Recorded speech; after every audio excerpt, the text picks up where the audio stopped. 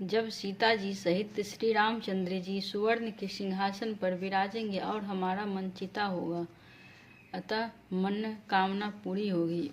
इधर तो यह कह रहे हैं कि कल कब होगा, उधर कुचक्री देवता विघ्न बना रहे हैं। उन्हें अवध के बाधावे नहीं सुहाते, जैसे चोर को चांदनी रात नहीं भाती। सरस्वती जी को बुलाकर देवता विनय कर रहे हैं और बार बार उनके पैरों को पकड़कर उन पर गिरते हैं।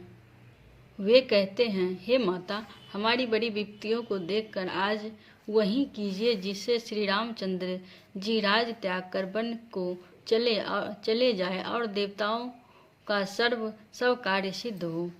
देवताओं की विनती सुनकर सरस्वती जी खड़ी खड़ी पछता रही हैं कि हाय, मैं कमल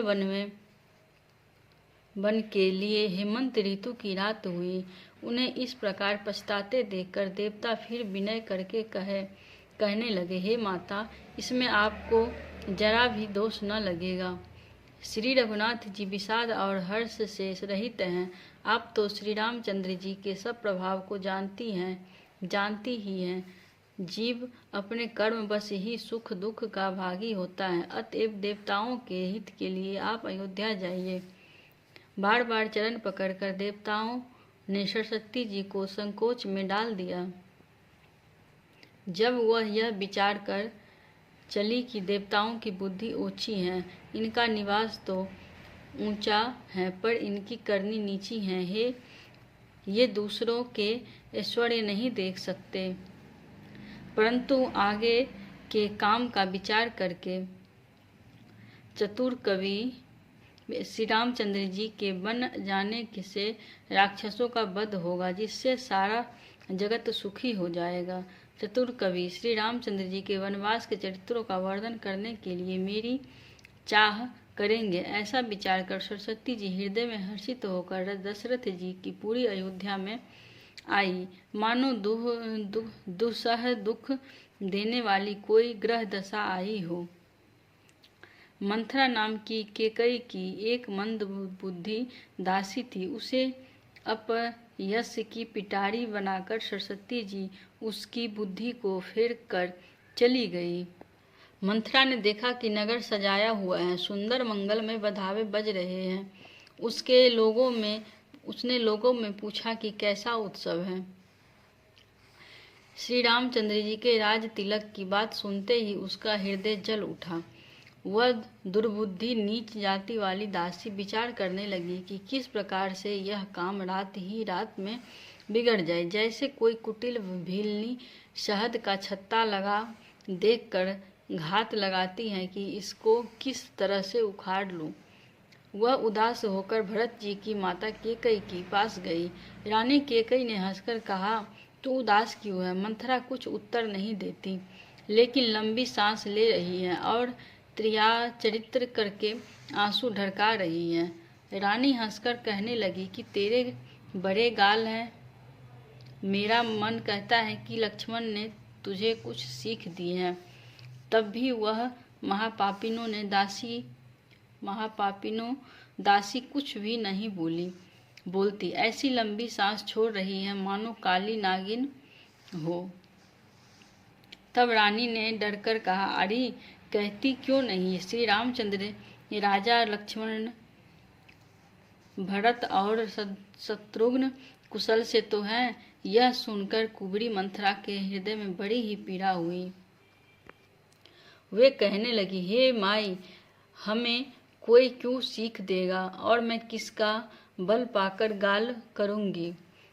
रामचंद्र को छोड़कर आज और किसकी कुशल हैं जिनके राजा युवराज पद दे रहे हैं? आज कौशल्या को विधाता बहुत ही दाहिने हुई हैं। यह देखकर उनके हृदय में गर्व समता नहीं। तुम स्वयं जाकर सब शोभा क्यों नहीं देख लेती जी, जिसे देखकर मेरे मन में क्षोभ हुआ है। तुम्हारा पुत्र परदेश में है, तुम्हें कुछ सोच नहीं। जानती हो कि स्वामी हमारे बस में है।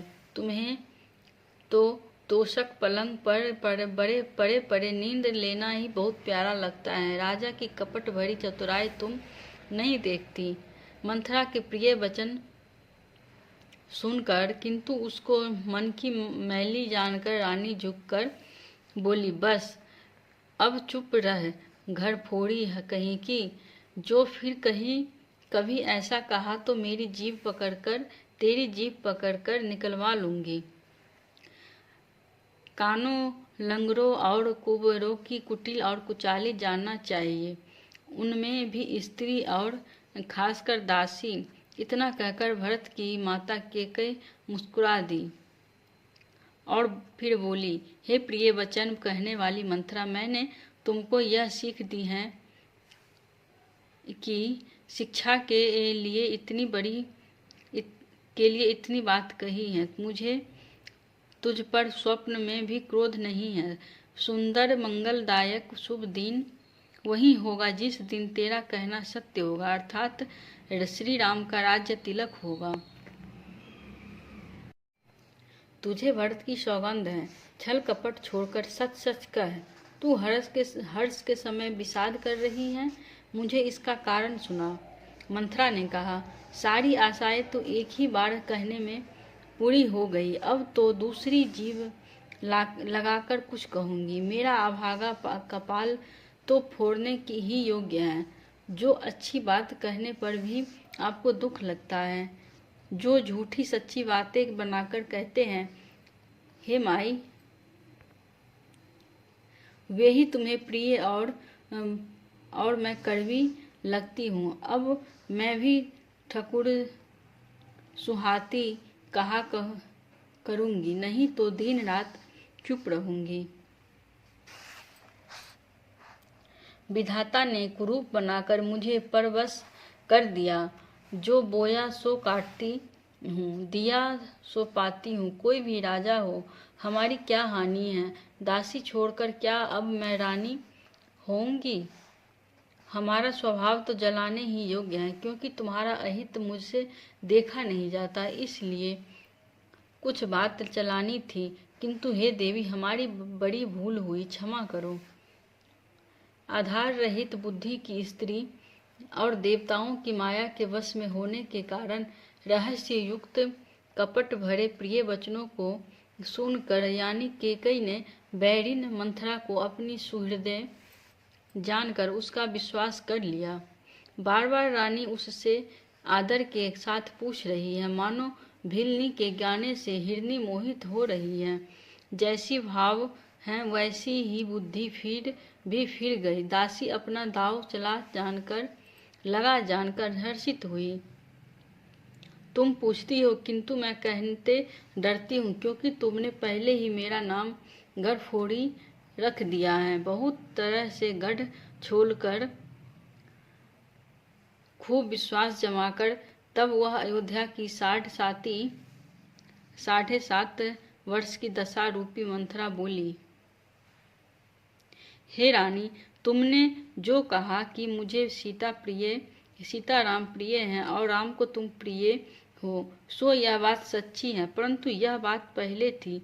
वे दिन अब बीत गए हैं। समय फिर जाने पर मित्र भी शत्रु हो जाते हैं।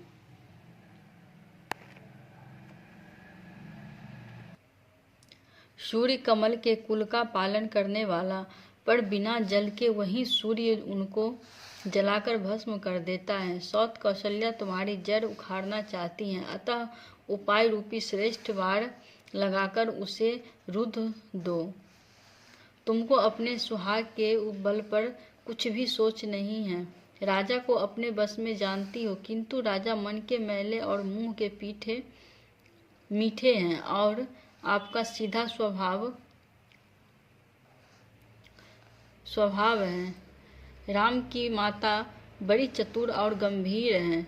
उसने मौका पाकर अपनी बात बना ली। राजा ने जो भरत को ननिहाल भेज दिया, उसमें आप बस राम की माता की ही सलाह समझिए, और सब सौतें तो मेरी अच्छी तरह सेवा करती हैं। एक भरत की माँ पति के बल पर गर्वित रहती हैं। इसी से हे माई कौशल्या को तुम बहुत ही साल रही हो, किंतु वह कपट करने में चतुर है, अतः उसके हृदय का स्वभाव जानने में